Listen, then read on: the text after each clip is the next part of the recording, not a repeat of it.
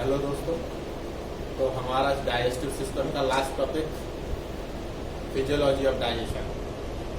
तो physiology of digestion में कुछ पॉइंट्स हम बीच बीच में आपको पढ़ाते भी रहे हैं। तो हमारा जो डाइजेशन की प्रोसेस है वो बक्कल कैविटी से स्टार्ट होती है, इसलिए हमारी जो फर्स्ट हेडिंग है वह डाइजेशन इन बक्कल कैविटी। तो यहाँ पे याद रखना, raw material not digest in buccal cavity, only cooked material digest in buccal cavity। तो याद रखना, कभी भी रॉ मटेरियल का डाइजेशन बक्कल कैविटी में नहीं होता, केवल पके हुए फूड का डाइजेशन बक्कल कैविटी में होता है। और पका हुआ फूड ओनली ह्यूमन लेता है, इसलिए ह्यूमन की बक्कल कैविटी में फूड का डाइजेशन होगा और किसी एनिमल की बक्कल कैविटी में फूड का डाइजेशन नहीं होगा। तो आप जरा देखें, तो डाइजेशन इन बक्कल कैविटी, तो हमने कहा कुक्ड कार्बोहाइड्रेट,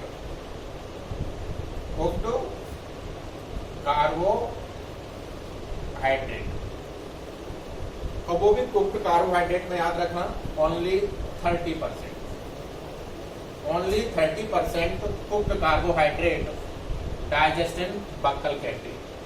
और ये जो प्रोसेस होगी ये सैलाइवरी एमाइलेज की प्रेजेंसी में होगी। कौन सा एंजाइम लगेगा? Salivary amylase. और कुक्ड कार्बोहाइड्रेट सैलाइवरी एमाइलेज की प्रेजेंसी में बना देगा माल्टोज। क्या बना देगा? माल्टोज। क्या इसके अलावा और किसी का भी डाइजेशन बक्कल कैविटी में नहीं होता, केवल पके हुए कार्बोहाइड्रेट का 30% डाइजेशन होता है, जो सैलाइवा में प्रेजेंट एमाइलेज एंजाइम करता है और कार्बोहाइड्रेट कन्वर्ट हो जाता है माल्टोज। क्लियर? सेकेंड, हमने आपको पहले भी बताया था कि बक्कल कैविटी में जो बनता है वो बोलस होता है, और फिर बोलस स्टमक में एंटर हो जाएगा बक्कल कैविटी से थ्रू ईसोफेगस, और बाकी अब जो डाइजेशन होना है वो स्टमक में देखने को मिलेगा। तो हमारी जो सेकेंड हेडिंग होगी वो होगी digestion in stomach. Digestion in stomach के केस में डाइजेशन होगा। तो याद रहे, सबसे पहले हम कार्बोहाइड्रेट की बात करते हैं। तो जो कार्बोहाइड्रेट है वो कभी भी स्टमक में डाइजेस्ट नहीं होता। तो carbohydrate not digest in stomach, because इसको जो डाइजेस्ट करने वाला एंजाइम है एमाइलेज, वो हमेशा स्टमक के केस में इनएक्टिव फॉर्म में रहता है। कौन सी फॉर्म में रहता है? हमेशा इनएक्टिव फॉर्म। तो आप कह सकते हो बिकॉज अब चूंकि स्टमक की बात हो रही है तो गैस्ट्रिक एमाइलेज हो जाएगा। Gastric amylase present in inactive form. कौन सी फॉर्म में होगा बेटा? इनएक्टिव, एक्टिवेट नहीं हो पाता, इसलिए कभी भी कार्बोहाइड्रेट का डाइजेशन स्टमक में नहीं होता। सेकेंड लिया हमने लाइपेज। तो लाइपेज जब पहुंचेगा जाके ड्यूटेनम में, सॉरी सेकेंड पार्ट हम देखेंगे लिपिड जब पहुंचेगा जाके ड्यूटेनम में, तब वो अपने छोटे छोटे पार्ट्स में डिवाइड होगा, तभी मेनली उसका डाइजेशन होगा। इसलिए बहुत कम डाइजेशन होता है लिपिड का या फैट का स्टमक के केस में, तो लेस डाइजेशन। और इसको जो गैस्ट्रिक लाइपेज है, गैस्ट्रिक लाइपेज इसको कन्वर्ट कर देता है ट्राइग्लिसराइड। इसमें कन्वर्ट कर देगा ट्राइग्लिसराइड।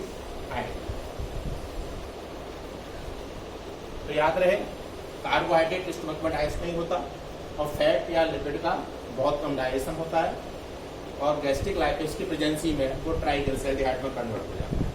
सबसे ज्यादा जो डाइजेशन हमें देखने को मिलता है स्टमक में वो प्रोटीन को देखने को मिलता है। तो याद रहे, प्रोटीन का डाइजेशन दो तरीके से होगा, एक तो लैक्टेटिंग चाइल्ड में और एक एडल्ट। तो पहले हम एडल्ट लेते हैं। एडल्ट में क्या होगा, जो प्रोटीन है वो प्रोटीन एक एंजाइम होगा, जो हम आपको पहले बता चुके हैं इनएक्टिव फॉर्म में रहता है, पैप्सिनोजन फॉर्म में। तो कन्वर्ट होकर पैप्सिन बनता है। क्या बनता है? पैप्सिन। बता चुके हैं आपको। जो इनएक्टिव पेप्सिनोजन है उसको HCl एक्टिव पेप्सिन में बदलता है, और फिर जो पेप्सिन है वो प्रोटीन को कन्वर्ट कर देता है कैसिनेट प्लस पैराकैसिनेट। इसमें कन्वर्ट कर देता है कैसिनेट प्लस पैराकैसिनेट। ओके, अभी आप इसको ऐसे कह दीजिए, जो प्रोटीन है उसको पेप्सिन कन्वर्ट कर देता है प्रोटियोजेज और पेप्टोन्स।